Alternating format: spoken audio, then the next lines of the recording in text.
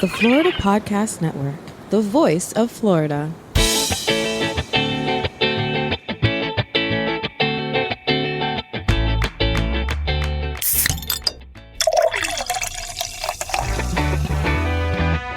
From Mallory Square in Key West to the Governor's Mansion in Tallahassee and all points beyond, you're listening to the Florida Beer Podcast, powered by FloridaBeerBlog.com, your source for all things related to the craft beer community in the Sunshine State. And now your host, Dave Butler.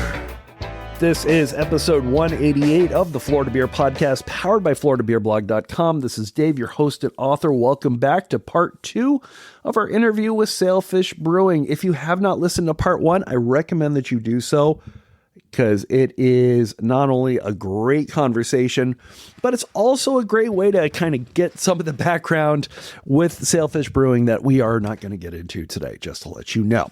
So we are back with the president and co-founder of Sailfish Brewing, David BuShea, and sales marketing manager and awesome friend of the show, Brian Tonnessen, talking a little bit more about expanding Sailfish beyond their Fort Pierce and Treasure Coast home, and also a lot of the things that Sailfish Brewing has been able to do for the community. If you are familiar with what happened in the area only a couple months ago, they did have some pretty significant storm damage, tornado damage, and Sailfish Brewing were one of the first groups there helping out the community, which is absolutely fantastic. So let's get back into it. Part 2 of our interview with Sailfish Brewing, David BuShea and Brian Tonnessen, here on the Florida Beer Podcast. Enjoy.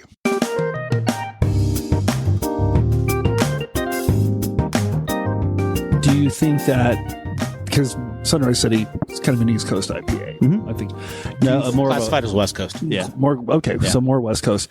Do you think that this is a testament to the work that you did here in the city and on the Treasure Coast to sort of help build people towards being accepting of an IPA? 100% is, spending the time out there and developing the relationships and getting people to taste it, and tons of beer fests. I always try to tell everybody it's the non IPA drinkers IPA, because people go, I don't like IPAs. Well, try this. Oh, this is actually pretty good. I can drink this, just because the amount of we dry hop that beer and the citrus grapefruit notes that it has, and has just been continued to push it and push it. It's really dialed in, and the thing that has been such a joy for me being part of the Sailfish team is that the Sunrise City I had on day one tastes exactly like the Sunrise City I just had yesterday. And, that's, X amount of batches in between. For a craft brewer our size to have the consistency of product, to have, everything just be perfect each time. The other thing in the Treasure Coast, just how fresh the dates are. If that's the other thing why you're focusing on closer markets, to make sure that your dates are good, and ours are really great. But consistency of, that's the other thing. You get the trust by consistency. And the biggest challenge in craft beer is, I've always said it's establishing trust through consistency and reliability. And one of the negative things that, craft has is that moniker of inconsistent beer a lot of times. And that we've always tried to make that our main focus is I want that beer to taste the same every time. And that's got to be difficult when you've got, and I've heard from many a distributor and many a brewer who has been, many counties away and tried their beer, but the beer's been sitting in an unrefrigerated warehouse for a couple months. It's going through a dirty tap line, but, random restaurant patron doesn't know that. They just think your beer is bad. How do you go through that process, being such a small sales team, about making sure that if somebody gets, a Sunrise City in Orlando, it tastes just as good as a Sunrise City in Key West. It tastes just as good as a Sunrise City in the tap that's right behind your shoulder. I'll speak this hand to Brian, but you just got to be out there and touching all these accounts and actually doing that. Quality control, for lack of a better term, is just tasting it. You trust your wholesaler to do everything right, but in the rare occurrence that, and it's not a wholesaler issue, it's more of like, why does this white marlin taste X? It's like, well, where are you storing it? And there's plenty of places in other parts of the state that, put these kegs right underneath the stovetops. and right next to the ovens. And it's like heat plus kegged beer equals bad tasting beer. I mean, that's a great equation too. It's, I always tell our team, it's like, we don't have to be everywhere. Let's pick where we want to be. And there's certain accounts that you don't want to be because the beer is going to sit there and it may have a large amount of draft offerings, and your beer is going to sit there and it's going to take them a month and a half to get through a half barrel, and they're not draining the lines out before they pour it. The beer's probably been sitting in a 50-foot long run back to a long line system to a keg. And, earlier on, we get tons of calls about that. And you go out there and you say, all right, clear it out. It's fine now. So it's just a lot like we don't want to be everywhere. We want to be in the right spots. That makes a lot of sense. And just being mindful of how much beer you're actually sending to distribution. I mean, that's really, it's a difficult task because you don't want anyone to have an out of stock or anything along those lines, but you just want to be mindful. You don't want to jam them up with kegs that they're not going to sell in the next 60 days. Do you use a lot of you had mentioned sort of the regional, sorry, let me cut that one. You mentioned a lot of the regional preferences. Do you tend to start to focus and maybe even brew some that are going to hit really well in Orlando, and you're going to send those to Orlando, maybe have a little bit here on the Treasure Coast, but kind of push towards Key West because that's what a Key West. Yeah, it would be tough for us to come up with a bunch of different beers for different markets. We kind of know what our portfolio is of the 5 beers we're always going to be making all the time, and it's a matter of what do we want to push in that market based on our time in the market, what the feedback is, what our portfolio with our wholesaler looks like, and where can we be effective at. And that's kind of what we do. I love to be able to do a bunch of different beers for different markets, but the reality is from a consistency standpoint, some of those beers aren't going to be high volume movers. And, how do you plan for that? And you're running into issues with out of stock. So we need to kind of get like a fast moving machine that's always pumping out beer. We know it's always going to be available, and we can stand behind that and confidently say, okay, this will always be in stock. And I like the philosophy of focus is your friend in a fractured market. So it's never been more competitive. It's never been more congested, or, a lot of people like to say saturated. So we have what we have, right? And these are the weapons that we're going to go to the battle with. And, how it fits in a wholesaler's portfolio is really our first task. So, you'll go to, let's call it, Brevard County. You might not see so much Tag and Release or White Marlin. They have our wholesaler, and that area, has those, for lack of a better word, SKUs covered. So we've doubled down on our lager, our hazy IPA, and then Sunrise City kind of comes in there in between second and third in that list. So we take what we have, which we're really proud of and stand behind, and if it works for that wholesaler's market, we'll go forward with it. That's really been our philosophy. And then how does that usually dovetail into bringing people here to Fort Pierce into the tap room? So much of it's just, the farther away you go, it's so much of it happens organically and through word of mouth. And, every time I go up to Orlando and Disney Springs and I'm at Boathouse, I'm at the bar, at the patio bar, and I always run into someone from St. Lucie County that knows the brewery. It never fails. But you'd be surprised, word of mouth, how much that carries. And, with people being destination driven more and more as they come to new areas, we've become that destination spot for this area. And more people you find that, visit this area, vacation down this area and know it well, and will travel from, Brevard or down south to come, for the day on a weekend or a road trip or something like that. It's really no specific answer to that other than just being out there and having a pulse on the market, having a pulse on the consumer, and growing the brand and meeting people and, going and doing events in Orlando or down south or whatever it is. Well, I like to say 2 things. One, our beer is really great and our merch is really cool. There's nothing that gets me happier going to a St. Lucie Mets game and half the crowd is in Sailfish shirts. Really? It's the unofficial shirt of the Treasure Coast. That's awesome. And you see it everywhere. I think Dave and I were at Frigates in Sebastian area, was it? Melbourne, yeah. Melbourne. And 3 or 4 people at the bar just casually wearing Sailfish shirts. Like, I stopped him and said thanks. He's like, oh yeah, I was at the brewery yesterday. We took a trip down there. It's like, yeah. But the thing is, it's, this area is like, I like to think of it as like, not a sleeping giant. That's like so weird.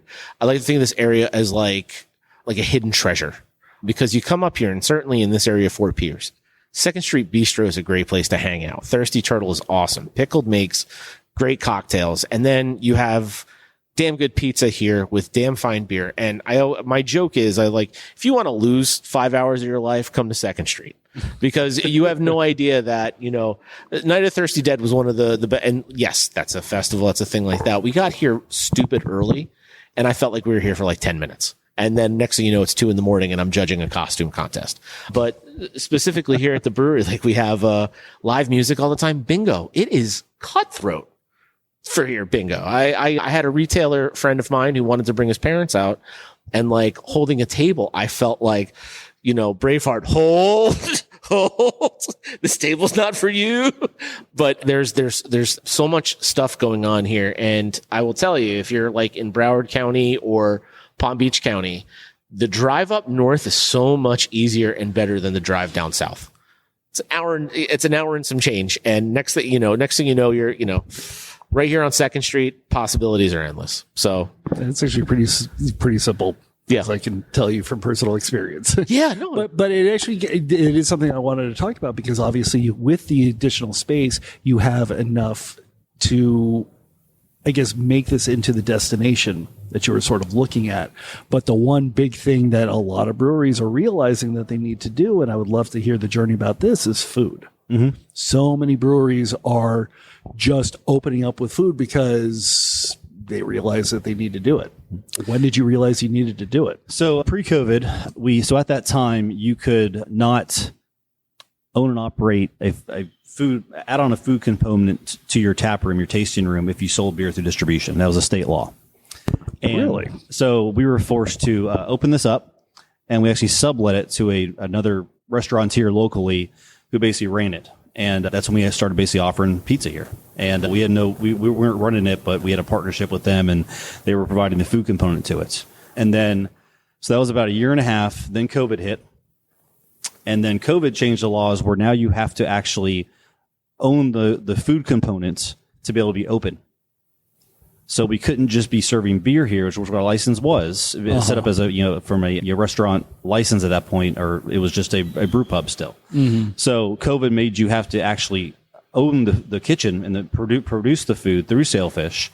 So very fortunate to work with Scott Van Duzer, who owns Big Apple. I bought the equipment from him. We took it over and haven't looked back. But that was our caveat to being open, was our license actually had to be producing the food. And at that time, Scott's license was producing the food. So we had 2 licenses underneath one roof at the time. Interesting. And so if you're not, but the kitchen, if it's under the same roof, has to be the same business.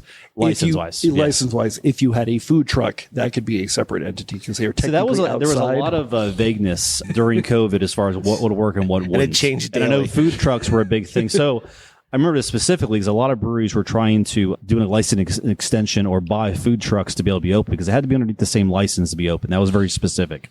So that's kind of where that came from, which deviated from the previous instructions pre-COVID of you couldn't have a restaurant connected to a brewery that produced beer through distribution, which I don't know where that law came from, but I've never asked again what happened, but it seems to be working fine ever since then. So we just didn't stop. So it's been great. Yeah. Better to beg forgiveness than to ask. But yeah, we saw that need years ago. So that was 2018 that we opened up the kitchen in here. And then since then, we had food before. And that was a thing, like when the law changed or the direction under COVID changed to say, okay, if you serve food, you could be open. And that's where the whole like capacity issue came in.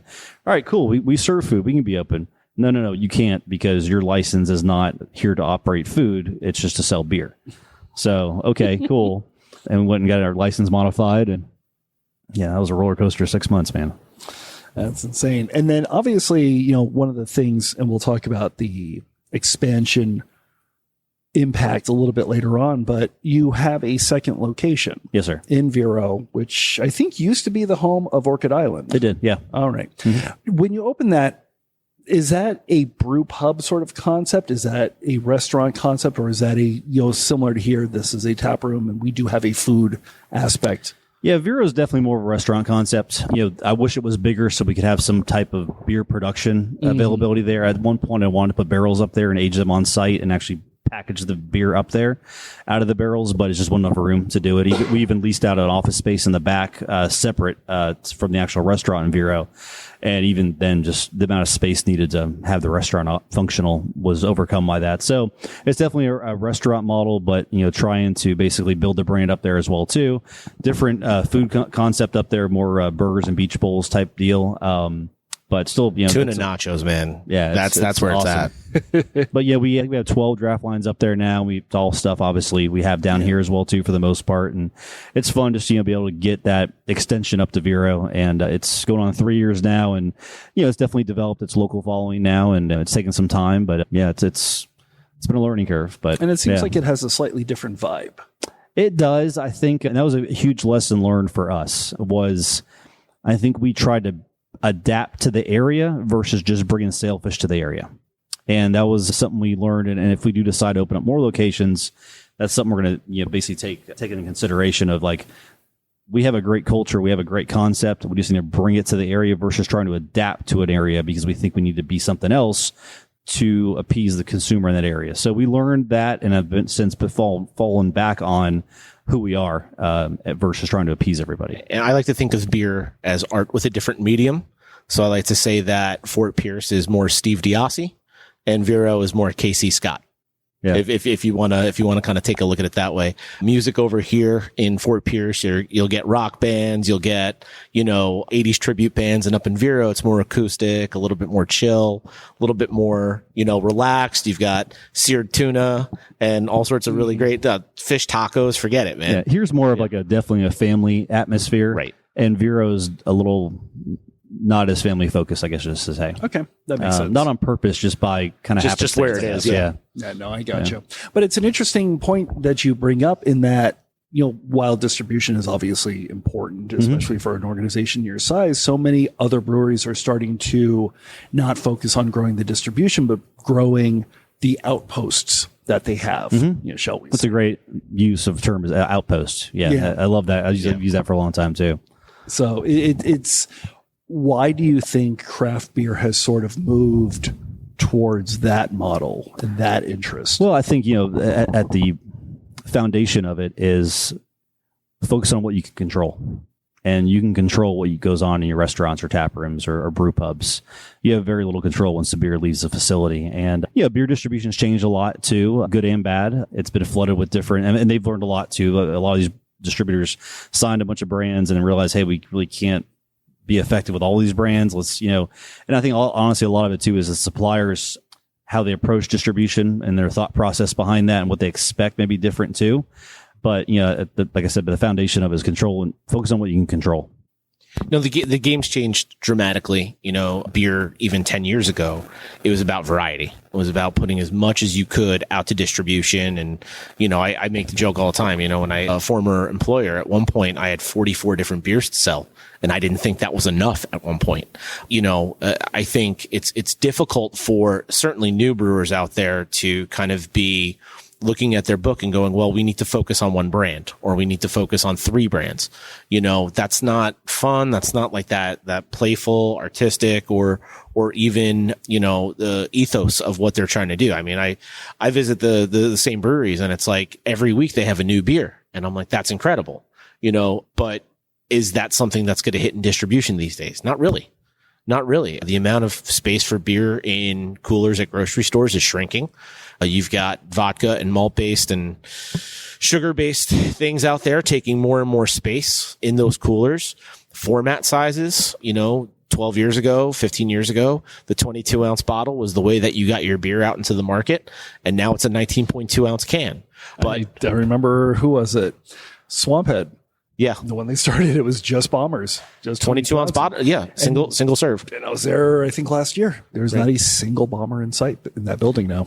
And where, a couple of years ago, pricing wasn't necessarily an issue. I mean, we look at it all the time. It's, how can we compete with someone who's selling a 12% beer treated with 8 different kinds of fruit and selling it 2 for $3? I mean, how do we compete with that? So that whole landscape has changed a bit, which at the same time, if you're one of those breweries that's pumping out new beers every week, your best spot to reach your audience is your own place. I mean, 100%. And I think the consumer has changed so much too with what they've been, inundated with for the past, 8 to 10 years, more or less. And, I was reading an article, I think it was in Beer Business Daily recently, and it was talking about just how the beer collector is not as prevalent as it used to be. Right. And, what do you, specifically when it comes to your tap rooms or brew pubs, what are you offering? And you're offering an experience. You're offering the culture you create. And that's really what we've continue to focus on is the experience, the culture, and I want you to have an emotional tie to the brand, and we do that very organically. It's like we're out there. It's like you get to know us, and that's how we built the brand as relationships. I would love to hear your thought about this, but it kind of seems to me that there's two different kind of breweries that have sort of emerged. And one is the kind of standard, let's cater to as many people as possible, family friendly, someplace I can bring my daughter to location like Sailfish. And then there's a couple of other the other kind of breweries, and I can, name off a few in the state of Florida in my head, not going to. And I'm going to use this term a little bit maybe derogatory, but hype beast. Oh, yeah. They're the ones that they have two base recipes and let's start throwing stuff in. But, they're releasing cans. And both have a place. Yeah. But they're releasing cans every week. Their legal team is creating colas as fast as humanly possible for more labels. But, and I completely agree. There is a place for both of those. But do you kind of feel that a brewery needs to figure out who are we? Are we going to be them or are we going to be this? It's a great question because, understanding who you are and your identity is so critical for where you want to go. And, we've taken the approach, really from a longevity standpoint, where do we want to be in the next 3 years? And I think it's hard to get past 3 years in this industry specifically to understand where you want to be, but understanding how do you remain relevant over that period of time. And I do think the hype breweries are great and they have a place for it, but, it's... I'm not going to say anything negative, but but the thing is, where we're best, where Sailfish is at our very best, is cultivating that same unique experience. The Germans have this great word, Gemütlichkeit. There's no raw English translation. It just means the warm coziness of beer. And I love those Germans. Yeah. I was thinking of Schadenfreude. Yeah, Schadenfreude is the best one. Literally That's the best favorite. one. But to that end, you see it in this building and you see it when you're out in the trade. And certainly when we're doing our, tap spotlights and some of the other things, our features, people want that white marlin. They want that lager. It's not from us. They're not expecting, lager with blueberries. They're not expecting a pumpkin beer. They're not expecting, anything of the sort. They know that it's all reliable.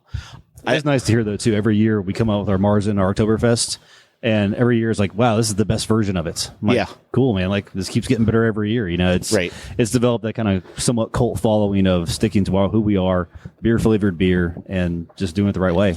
Go for it. No, it's funny because I was like, you've got a Marzen. Do you still have it on tap? And I look at the tap list and there's one that's all in blue and white checkerboard. I'm like, there it is. Oh, yeah. I can't read it from here, but there it is. You know exactly what it is. I'll go ahead and use Anaheim, California as the example because I doubt anybody from Anaheim is listening to me, but they've got two great breweries. Don't get me wrong, Bottle Logic and the brewery. Mm-hmm. And they are very much hype. Yes. That's what they do. They do it very, very well. Could you have been something like that here in Fort Pierce, here on the Treasure Coast? I'm not saying we couldn't have. I think it'd be very difficult to do, honestly. I think the approach we've taken to be more of a just consistent beer flavored beer, I stand behind that. But very well could have. I just don't know. Is that something that you wanted it to be, even if people were knocking on your door asking you to be like that? Yeah, I think everybody would probably say, yeah, you want to be that brewery that captures lightning in a bottle. But again, where is the longevity with that? You're a flash in the pan. Yeah, this is cool for a little bit. What's next? And I think with us and the way we approach things, haphazardly or not, and learn from that has set us up to be more of an established brand over time. And, the great part about that is being able to have people identify with Sailfish and not know us just as Sunrise City IPA. Identifying the name of the brewery and that brand trust, loyalty, whatever you want to call it, that's been important and really satisfying for me to see that evolve, is the fact that people know the brand over the beer because they're trusting the brand. Anything we produce, they're going to get behind. And I don't necessarily think that, it wasn't, and everything is always in the realm of possibility, but I was fortunate enough to interview Mr. Sturgis, Mr. Bischoff, and of course, Mr. Boucher, and asked about the beers that influenced them. And it wasn't, and this was, when they opened the brewery in, 2011, 2012, this was the time where Marshall Zukoff and Hunapoo and some of the, barrel-aged, 1050 coffee porter Maple back when it was huge. Gigantic. Number one beer in the world at one point on Beer Advocate. That was crazy. But the beers that influenced them were Green Flash, West Coast IPA, Stone Arrogant Bastard, Victory Golden Monkey, like basic, great, incredible mainstay beers. Sierra Nevada Pale and keeps getting said over and over. Oh yeah, it's definitely a good thing to look up to, and brands you look up to in the industry. That's definitely Sierra's definitely been one for me. But going back to your question, Dave, about hype brewery, but I also look at the fact, like, how many beers are we always producing? We have a huge draft lineup all the time. For a long time, I went down a rabbit hole because I love barrel-aged sours. And I was, I wanted to replicate Cantillon here. And, we went upstairs, and Dave, our head brewer, has been with us for 9 years. He's big into that side of it too. I say, hey, can we buy some French oak barrels and go set up a storage facility upstairs at the brewery and start aging this stuff? So he started a Solera project we called the Stargazer series. And we had the bomber bottles, the champagne bottles, and it was awesome. You go into that room with that beer aging, and it smelled like Cantillon, like that wild yeast, like that, just that great smell. And these bottles were awesome. People love that stuff. But I think, we have some of the best hype beer, as far as beers we've done, Flounder Pounder, Port Fierce, Don't Poke the Bear, some beers that people wait for. Hammer Down. Our Belgian Triple. I don't know if we ever really focused on that specifically. Maybe that's more of you have to drive it that way. I don't know, because I feel like we've issued a lot of beer out there. We've created a lot of beer that could be in that realm of hype, but I don't know if we really put a lot of emphasis on that. I will say the emphasis that I do see coming out of Sailfish, which I really, really am happy about, are not just the beers, but also the partnerships that you have. Oh, yeah. And letting those, because obviously you've got the sign over there for Loggerhead Marine Life Center, which is a personal favorite of ours. You've done a lot of that. You seem like that's been the route that you've really gone into more so than a lot of other breweries have. Not that they haven't, but you've kind of doubled down. What was sort of the impetus behind trying to help out and raise awareness for all these different organizations that you do? Well, you brought up a good a statement earlier about Florida breweries and what they lean into, whether it's coastal, fruit forward, whatever it is. And to me, it's preserving what Florida is, and that's what we really put our time into. Whether it's the Billfish Foundation, whether it's Captains for Clean Water, whether it's Loggerhead Marine Life Center, things that are preserving what Florida is. Because if people aren't coming here for the stuff that we have, what is the purpose, And, I grew up down here. I grew up in, fishing the Everglades down to, the Keys to everywhere. And to lose that, that's what Florida is. That's the lifestyle we have. And to me, that's near and dear to my heart and a lot of our team's heart as well, too. So it's been very easy to pick and align with those different partnerships. Not only that, the local partnerships with, I used to be part of Boys and Girls Club, the Education Foundation, Hunger Coalition. The Food Bank. A big thing every year we do kind of similar to Field Up Beers, but in the tap room here. September for National Hunger Coalition Month, I think that's what it's called. We donate some money towards them. Formerly Fall Flavors. Yeah, but that's the thing, and it's so hard to have a reciprocated relationship when you have those partnerships, right? It's got to be both ways. And Loggerhead is probably the best example of the reciprocation, because Andy and his team down there, they are just great people, and they fully embrace what we're doing, support it. They show up to different events we have going on, and they get it. And they're not looking for us to just, but we've been part of things too where people want us to just pay them money to use their logo. Well, no, we're not doing that, because we're not going to slap your logo on something because we think it's going to sell our beer. We know our beer is going to sell. How can we have that beer help what you guys are doing? And that's the thing. They're fully immersed in any activity that we have promoting them. And likewise, anytime that they have an event or something along those lines, we're ones to either donate beer or, have someone on hand to talk about it. Big thing is Turtle Fest coming up February 22nd and 23rd. Is that accurate? That's just a tremendous opportunity to take your family down there and see what Loggerhead is all about. And if you want to have a Sailfish beer, there's going to be plenty of them. So.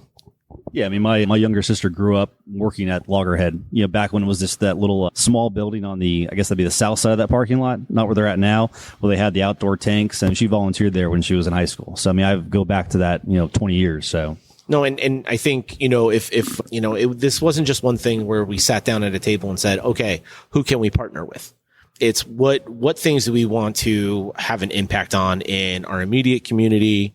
It was really important for us to kind of find that partner. Yes, we could, do these things on our own, similar to what we've been doing with the Dunn's Kids Foundation, which has been incredible. Oh, yeah. Nothing short of a miracle. Yeah, that was a great story. Yeah. So about a month ago, we had obviously the hurricane come through and those tornadoes that really impacted the area the most. And, Gabe, who, is behind the Gabe's Way you're drinking right now, he's, good friends with Howard Dunn, who runs the Dunn's Kids Foundation. And, the tornadoes came through on Wednesday.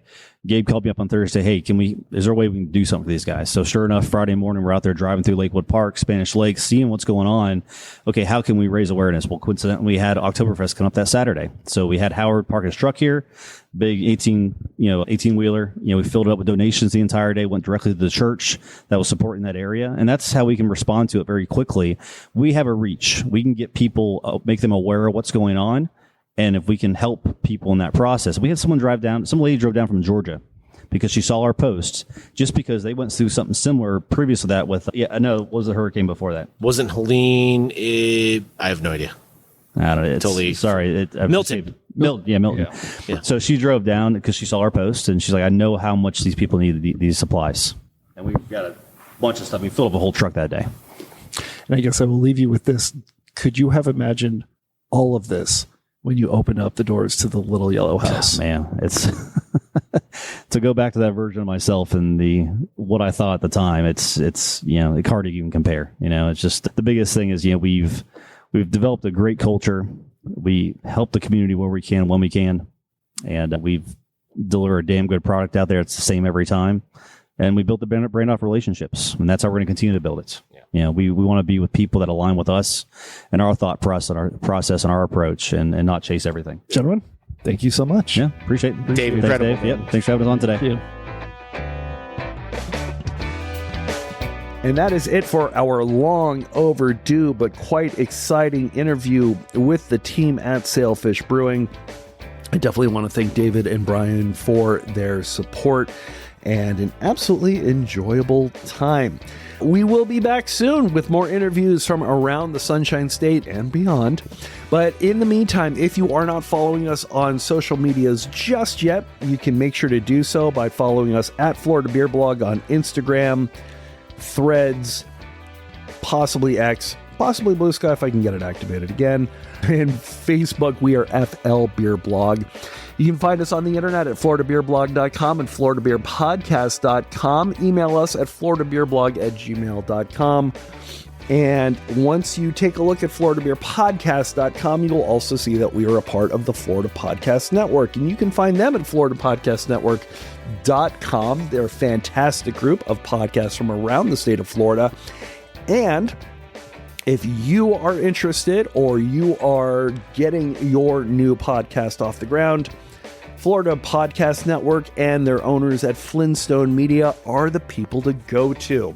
There are a lot of moving parts when it comes to creating and releasing a podcast, and it's best to leave that up to the experts. Jemmy and her team of fantastic people, I can guarantee you they are fantastic people, will take your podcast even farther than you may have imagined. And so the best thing to do is to check them out. And you can find them at floridapodcastnetwork.com and at Flintstone Media.